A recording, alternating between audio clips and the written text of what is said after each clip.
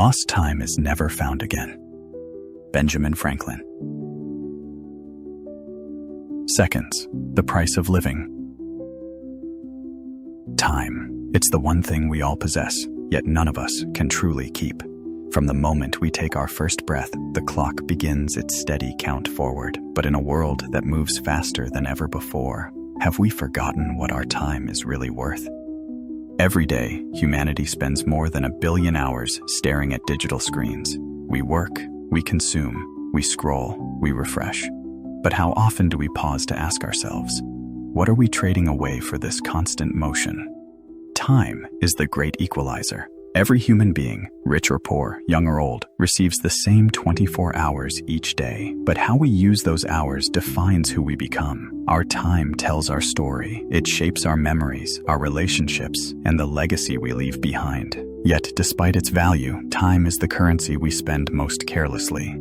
In the 21st century, time has become fragmented. We no longer live in moments. We live between notifications. Attention has turned into a battlefield, fought for by algorithms and corporations that understand one truth: your time is profit.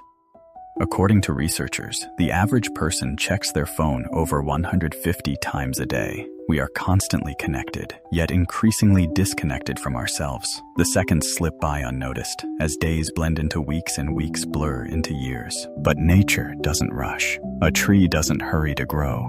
The sun doesn't speed through the sky. Maybe we're the only species that tries to outrun time instead of embracing it. So, what would happen if we stopped? If we stepped away from the noise for a moment and simply listened?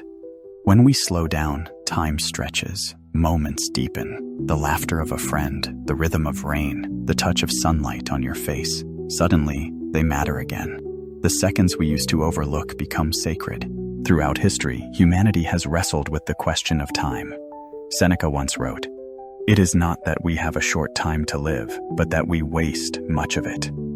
Albert Einstein suggested that time is an illusion, something that exists only in our perception. And yet, for each of us, time feels painfully real, tangible, fleeting.